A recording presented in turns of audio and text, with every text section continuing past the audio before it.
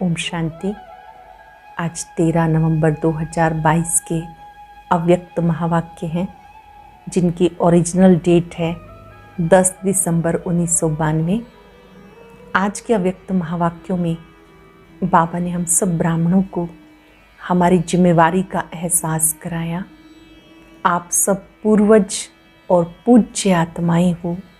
इस स्मृति में रहकर आप सबकी अलौकिक पालना करो।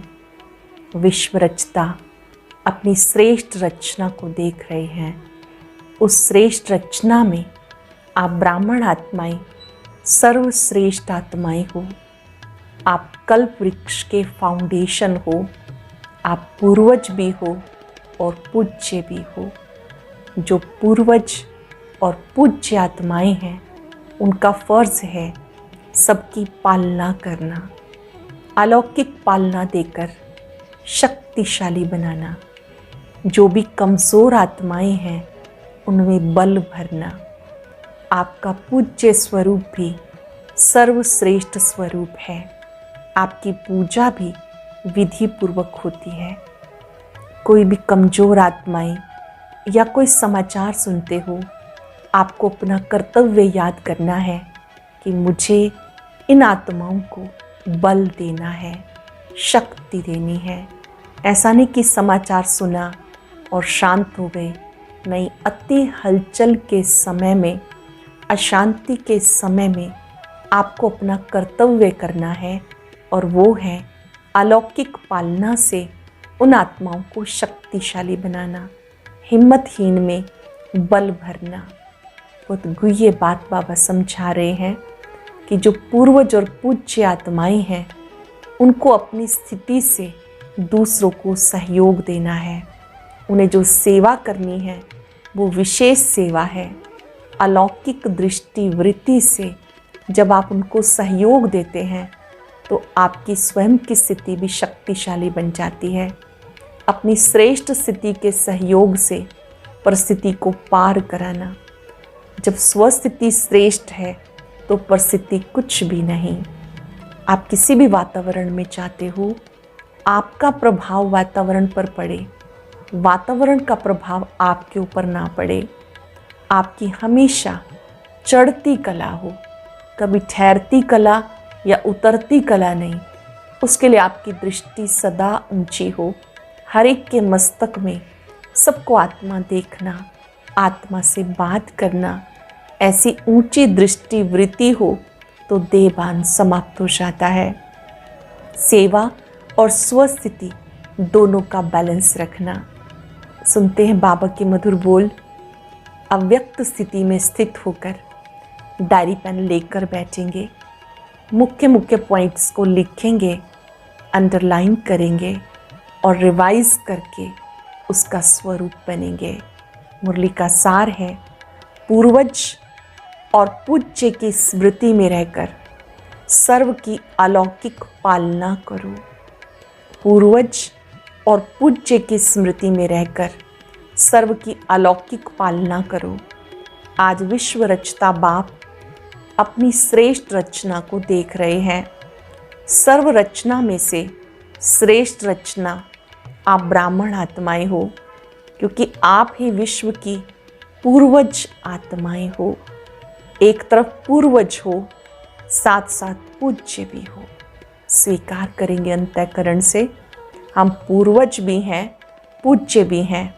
इस कल्प वृक्ष की फाउंडेशन अर्थात जड़ आप ब्राह्मण आत्माएं हो। इस वृक्ष के मूल आधार तना भी आप हो। इसलिए आप सर्व आत्माओं के लिए पूर्वज हो।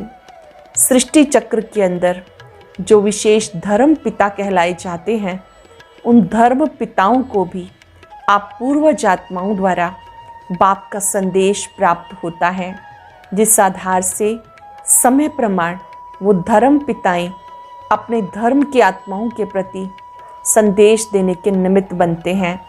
जैसे ब्रह्मा बाप ग्रेट ग्रेट ग्रैंडफादर हैं, ब्रह्मा के साथ आप ब्राह्मण आत्माएं भी साथी हो। इसलिए आप पूर्वज आत्माएं गाई हुई हो।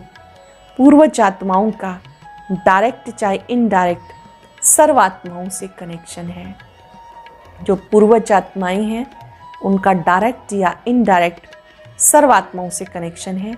जैसे वृक्ष की सर्व टालियों का संबंध जड़ से व तना से जरूर होता है, चाहे किसी भी धर्म की छोटी व बड़ी टालियाँ हों, लेकिन संबंध स्वतः ही होता है। तो पूर्वज हुए ना, आधा कल्प राज्य अधिकारी बनने के बाद फिर पूज्य आत्माएं बनते हो। पूज्य बनने में भी आप आत्माओं जैसी पूजा किसी भी धर्म के पिताओं की नहीं होती। जैसे आप पूज्य आत्माओं की विधि पूर्वक पूजा होती है, ऐसे कोई भी धर्म पिता की पूजा नहीं होती है। बाप के कार्य में जो आप आत्माएं साथी बनते हो, उनकी भी देवता व देवी के रूप में विधि पूर्वक पूजा होती है। जो बाबा के सहयोगी बनते हैं, उनकी भी देवी देवता के रूप में विधि पूर्वक पूजा होती है।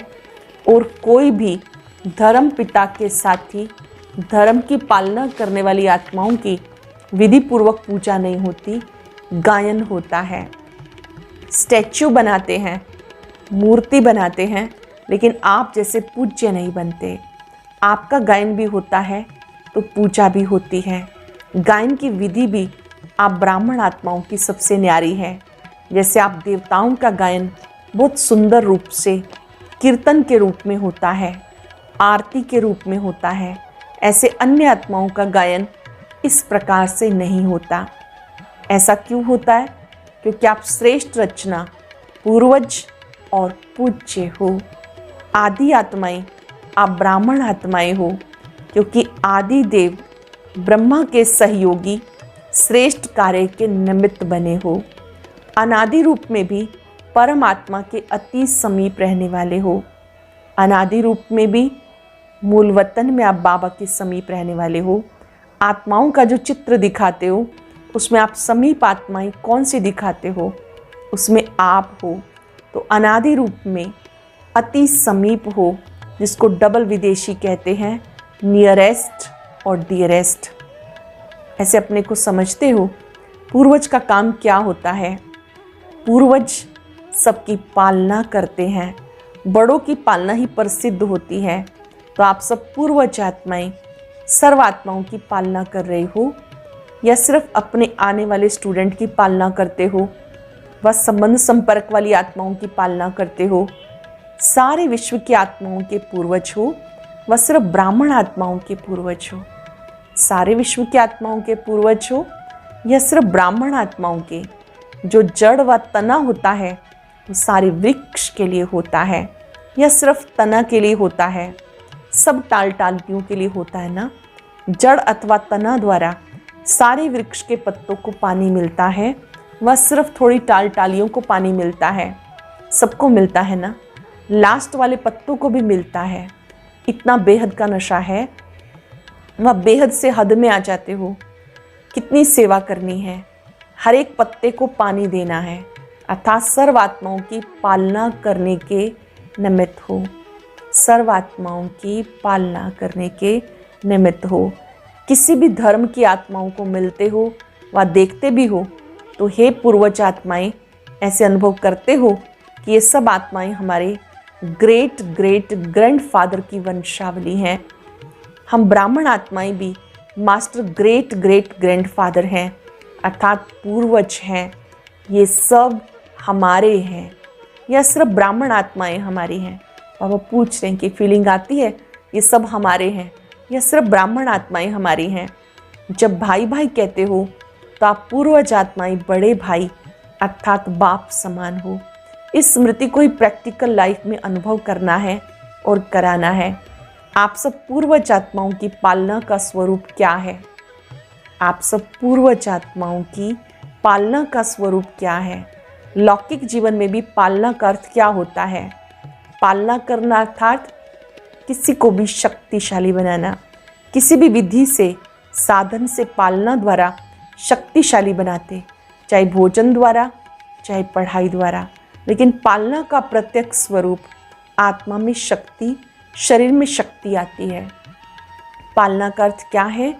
उसका अर्थ है आत्मा में शक्ति आना, शरीर में शक्ति आना। तो पालना का प्रत्यक्ष स्वरूप हुआ शक्तिशाली बनाना। आप पूर्वज आत्माओं के पालना की विधि क्या है? अलौकिक पालना का स्वरूप है स्वयं में व बाप द्वारा प्राप्त हुई सर्व शक्तियाँ अन्य आत्माओं में भरना। बाबा से प्राप्त हुई सर्व शक्तियों को अन्य आत्माओं में भरना। जिस आत्मा को जिस शक्ति की आवश्यकता है उसकी उस समय उस शक्ति द्वारा पालना करना। ऐसी पालना करनी आती है? पूर्वज तो हो ना, सभी पूर्वज आत्माएं हो कि छोटे हो, सभी पूर्वज हैं या कोई कोई विशेष आत्माएं हैं? तो पूर्वजों को पालना करनी आती है ना? सिर्फ सेंटर की पालना करते हो या सारे विश्व की आत्माओं की पालना करते हो? सिर्फ प्रवृत्ति की पालना करते हो या विश्व की पालना करते हो?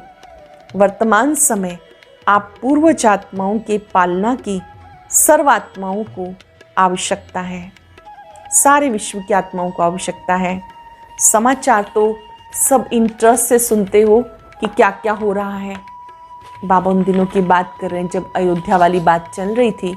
अयोध्या की घटना के बाद कई स्थानों से हिंसा के समाचार मिल रहे थे। पूर्वज आत्माओं ने समाचार सुनने के बाद सर्व की पालना की। जब आपने सुना ऐसी ऐसी घटना हुई, नुकसान हुआ, तो बाबा ने कहा आपने उनके लिए क्या सोचा? क्या आपने उन आत्माओं की शक्तियों से पालना की? अशांति के समय आप पूर्वज आत्माओं का और विशेष कार्य स्वतः ही हो जाता है। तो हे पूर्वज, अपने पालना की सेवा में लग जाओ। जैसे अशांति के समय विशेष पुलिस व मिलिट्री समझती है कि हमारा कार्य है अशांति को शांत करना, ऑर्डर द्वारा पहुंच जाते हैं। ऐसे टाइम पर विशेष अटेंशन से अपनी सेवा के लिए अलर्ट हो जाते हैं। आप सबने हलचल का समाचार तो सुना, लेकिन सेवा में अलर्ट हुए या सुनने का ही आनंद लिया? अंडरलाइन करेंगे और चेक करेंगे। जैसे ही समाचार सुना तो केवल समाचार सुना या आप अपनी ड्यूटी के लिए भी अलर्ट हुए? अपना पूर्वजपन स्मृति में आया? सभी आत्माओं की शांति की शक्ति से पालना की? वह यही सोचते रहे यहाँ ये हुआ वहाँ ये हुआ? विशेष आत्माओं की ऐसे समय पर सेवा की अति आवश्यकता है। अपनी वृत्ति द्वारा, मनसा शक्ति द्वारा विशेष सेवा की। वह जैसे विधि पूर्वक याद में रहते हो, याद करते हो, उसी रीति ही किया। आप रूहानी सोशल वर्कर भी हो, तो रूहानी सोशल वर्कर ने अपनी विशेष एक्स्ट्रा सोशल सेवा की। इतना अपनी जिम्मेवारी समझी या प्रोग्राम मिलेगा तो करेंगे? ऐसे समय पर सेकंड में अपनी सेवा पे अलर्ट हो जाना चाहिए। ऐसा कुछ भी सुनते हैं तो एक सेकंड में अपनी ड्यूटी पर अलर्ट हो जाना चाहिए। यही आप पूर्वज आत्माओं की जिम्मेवारी है। अभी भी विश्व में हलचल है और ये हलचल तो समय प्रति समय बढ़नी ही है। आप आत्माओं का फर्ज है ऐसे समय पर आत्माओं में विशेष शांति की, सहन शक्ति की हिम्मत भरना, लाइट हाउस बन सबको शांति की लाइट देना। क्या क्या करेंगे? आपका कर्तव्य है शांति की, सहन शक्ति की हिम्मत भरना, लाइट हाउस बन सबको शांति की लाइट देना। समझा क्या करना है? अभी अपनी जिम्मेवारी व फर्ज अदाई और तीव्र गति से पालन करो, जिससे आत्माओं को रूहानी शक्ति की राहत मिले, जलते हुए दुख की अग्नि में शीतल जल भरने का अनुभव करें। ये फर्ज अदाई कर सकते हो, दूर से भी कर सकते हो या जब सामने आएंगे तब करेंगे। कर तो रहे हो, लेकिन अभी जैसे और हलचल तेज होती जाती है तो आपकी सेवा भी और तेज हो। जैसे हलचल तेज हो रही है ऐसे आपकी सेवा और तेज हो। समझा? पूर्वजों की पालना क्या है? ऐसे नहीं कि पूर्वज हैं लेकिन पालना नहीं कर सकते। पूर्वज का काम है पालना द्वारा शक्ति देना। श्रेष्ठ शक्तिशाली स्थिति द्वारा परिस्थिति को पार करने की शक्ति अनुभव कराओ। श्रेष्ठ शक्तिशाली स्थिति द्वारा परिस्थिति को पार करने की शक्ति अनुभव कराओ। अच्छा, चारों ओर के सर्व आदि देव ब्रह्मा के मददगार आदि आत्माओं को, सर्वात्माओं के फाउंडेशन पूर्वज आत्माओं को सदा सर्वात्माओं प्रति बेहद सेवा की श्रेष्ठ वृत्ति रखने वाली आत्माओं को, सर्व रूहानी सोशल सेवाधारी आत्माओं को बाप दादा का याद प्यार और नमस्ते। रूहानी बच्चों की रूहानी बाप दादा को नमस्ते, गुड मॉर्निंग, शुक्रिया। दादियों से मुलाकात। वर्तमान समय अशांत आत्माओं को शांति देना, यही सभी का विशेष कार्य है। रहमदिल बाप के बच्चों को सर्व आत्माओं के प्रति रहम आता है ना। रहमदिल क्या करता है? रहम का अर्थ ही है किसी भी प्रकार की हिम्मत देना, निर्बल आत्मा को बल देना। तो आत्माओं के दुख का संकल्प तो मास्टर सुखदाता आत्माओं के पास पहुंचता ही है। जैसे वहाँ दुख की लहर है, ऐसे विशेष आत्माओं में सेवा की विशेष लहर चले। देना है, कुछ करना है। क्या किया वो हर एक को सेवा का एक्स्ट्रा चार्ट चेक करना चाहिए। जैसे साधारण सेवा चलती है वो तो चलती है, वर्तमान समय वायुमंडल द्वारा वृत्ति द्वारा सेवा का विशेष अटेंशन रखो। वायुमंडल द्वारा वृत्ति द्वारा सेवा का विशेष अटेंशन रखो। इसी से स्वयं की स्थिति भी स्वतः ही शक्तिशाली हो जाएगी। ऐसी लहर फैलाई है। विश्व के राजे बनते हैं तो सर्व आत्माओं के प्रति लहर होनी है। वंचित कोई आत्मा ना रह जाए। चाहे अन्य धर्म की आत्माएं हों, लेकिन हैं तो अपनी वंशावली। चाहे कोई भी धर्म की आत्माएं हैं, लेकिन जड़ तो एक ही है। ये लहर है। चाहे किसी भी धर्म की आत्माएं हों, जड़ तो एक ही है, ये लहर है। तो किसने कहा नहीं। Attention please, God says attention please. कि आप सबकी पालना के निमित्त हो, आप सारे वृक्ष के आधार मूर्त हो। मुलाकात है बाबा की। व्यर्थ के प्रभाव में आने वाले नहीं, अपना श्रेष्ठ प्रभाव डालने वाले बनो। सदा अपने को पुरुषार्थ में आगे बढ़ने वाली आत्मा हूँ, ऐसा अनुभव करते हो। पुरुषार्थ में आगे बढ़ने वाली आत्मा हूँ, ऐसा अनुभव करते हो। पुरुषार्थ में कभी ठहरती कला, कभी उतरती कला, ऐसा नहीं होना चाहिए। कभी बहुत अच्छा, कभी थोड़ा अच्छा, ऐसा नहीं। सदा बहुत अच्छा, क्योंकि समय कम है और संपूर्ण बनने की मंजिल श्रेष्ठ है। तो अपने भी पुरुषार्थ की गति तीव्र करनी पड़े। पुरुषार्थ की तीव्र गति की निशानी है वो सदा डबल लाइट होगा। पुरुषार्थ में आगे बढ़ रहे हैं, उसकी निशानी सदा डबल लाइट। किसी भी प्रकार का बोझ नहीं अनुभव करेगा। चाहे प्रकृति द्वारा कोई परिस्थिति आए, चाहे व्यक्तियों द्वारा कोई परिस्थिति आए, लेकिन हर परिस्थिति स्वस्थिति के आगे कुछ भी अनुभव नहीं होगी। स्वस्थिति की शक्ति परिस्थिति से बहुत ऊंची है। स्वस्थिति शक्तिशाली है तो परिस्थिति कुछ भी नहीं। क्यों? ये स्वयं है और वो पर है। अपनी शक्ति भूल जाते हो तब परिस्थिति बड़ी लगती है। सदा डबल लाइट का अर्थ ही है लाइट, अर्थात ऊंचे रहने वाले। हल्का सदा ऊंचा रहता है, बोझ वाला नीचे जाता है। आधा कल्प तो नीचे ही आते रहे ना, लेकिन अभी समय है ऊंचा जाने का। तो क्या करना है? सदा ऊपर। शरीर में भी देखो तो आत्मा का निवास स्थान ऊपर है, यहाँ ऊपर है, ऊंचा है। ऐसी स्थिति भी सदा रहे, ऐसी स्थिति भी सदा ऊंची रहे। ब्राह्मण की निशानी भी ऊंची चोटी दिखाते हैं। चोटी का अर्थ है ऊंचा। तो स्थूल निशानी इसलिए दिखाई कि स्थिति ऊंची है। शूद्र को नीचे दिखाते हैं, ब्राह्मण को ऊंचा दिखाते हैं। तो ब्राह्मणों का स्थान और स्थिति दोनों ऊंची। अगर स्थान की याद होगी तो स्थिति सदा ऊंची हो जाएगी। ब्राह्मणों की दृष्टि भी सदा ऊपर रहती है, क्योंकि आत्मा आत्मा को देखती है। दृष्टि भी ऊंची रहती है, आत्मा आत्मा को देखती है। आत्मा ऊपर है तो दृष्टि भी ऊपर जाएगी। कभी भी किसी से मिलते हो या बात करते हो तो आत्मा को देख के बात करते हो ना, आत्मा से बात करते हो। आपकी दृष्टि आत्मा की तरफ जाती है। आत्मा मस्तक में है ना, तो ऊंची स्थिति में स्थित रहना सहज है। जब ऐसी स्थिति हो जाती है तो नीचे की बातों से, नीचे के वायुमंडल से सदा ही दूर रहेंगे, उसके प्रभाव में नहीं आएंगे। अच्छा प्रभाव पड़ता है या खराब भी पड़ जाता है। अच्छा प्रभाव ही पड़ता है या खराब वाला भी पड़ जाता है। अगर प्रवृत्ति में खराब वायुमंडल हो फिर क्या करते हो? प्रभावित होते हैं। खराब को अच्छा बनाने वाले हो या प्रभाव में आने वाले हो, क्योंकि माया भी देखती है। अच्छा, उंगली तो पकड़ ली है, उंगली के बाद हाथ पकड़ेगी, हाथ के बाद पाँव पकड़ लेगी, इसलिए प्रभाव में नहीं आना। प्रभाव में आने वाले नहीं, श्रेष्ठ प्रभाव डालने वाले तो ब्राह्मण आत्मा अर्थात सदा डबल लाइट, ऊंचे रहने वाले, इस स्मृति से आगे उड़ते चलो।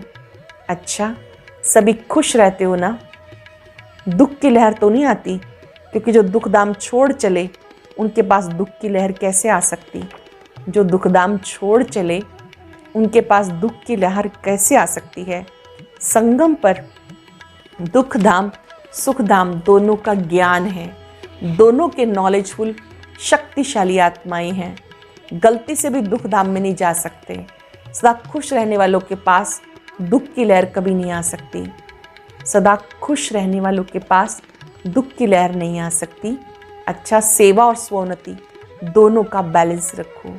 ऐसे नहीं कि सेवा में मस्त हो गए तो स्वोन्नति भूल गए। सेवा का शौक ज़्यादा है, लेकिन दोनों का बैलेंस समझा। अच्छे चल रहे हैं, लेकिन सिर्फ अच्छे तक नहीं रहना, और अच्छे ते अच्छे, सिर्फ अच्छे तक नहीं रहना, और अच्छे ते अच्छे। अच्छा, बहुत सुंदर वरदान। अपने जीवन को हीरे समान वैल्यूएबल बनाने वाले, स्मृति और विस्मृति के चक्कर से मुक्त भाव। अपने जीवन को हीरे समान वैल्यूएबल बनाने वाले, स्मृति विस्मृति के चक्कर से मुक्त भाव। ये संगम युग स्मृति का युग है, कलयुग विस्मृति का युग है। अगर अपनी श्रेष्ठ पार्ट, श्रेष्ठ भाग्य की सदा स्मृति है तो हीरे समान वैल्यूएबल हो। अगर विस्मृति है तो पत्थर हो। ये स्मृति विस्मृति का खेल है। संगम युग के रहवासी कभी कलयुग में चक्कर लगाने नहीं जा सकते। अगर थोड़ा भी बुद्धि गई तो चक्कर में फंस जाएंगे, क्योंकि कलयुग में बहुत रौनक है, लेकिन वो रौनक धोखा देने वाली है। अर्थात वो जो आकर्षण है वो धोखा देने वाली है, इसलिए उसके चक्कर में नहीं फंसना।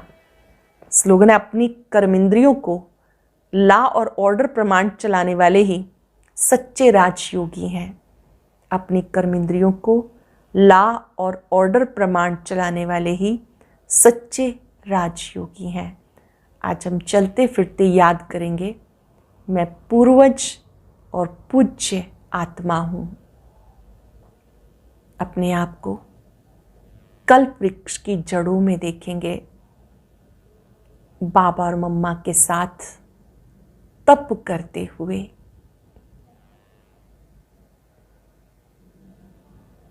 बीज रूप से शक्ति लेकर सारे कल्प वृक्ष को शक्ति देने वाले, सर्वात्माओं की पालना करने वाली मैं पूर्वज पूज्य आत्मा हूं।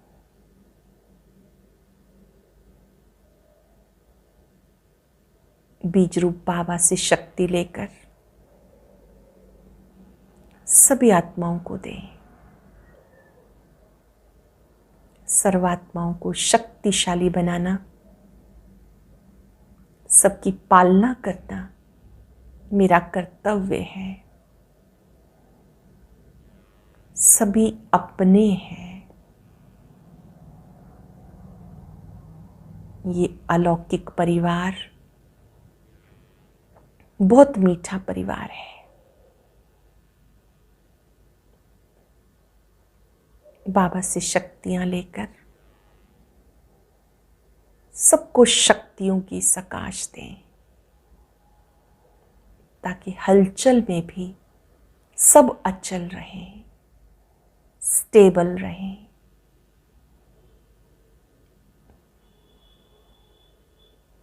अपनी वृत्ति से, अपनी श्रेष्ठ भावनाओं से सबको बल प्रदान करें। अपने मस्तक से, नैनों से शक्तियां फैलती अनुभव करें।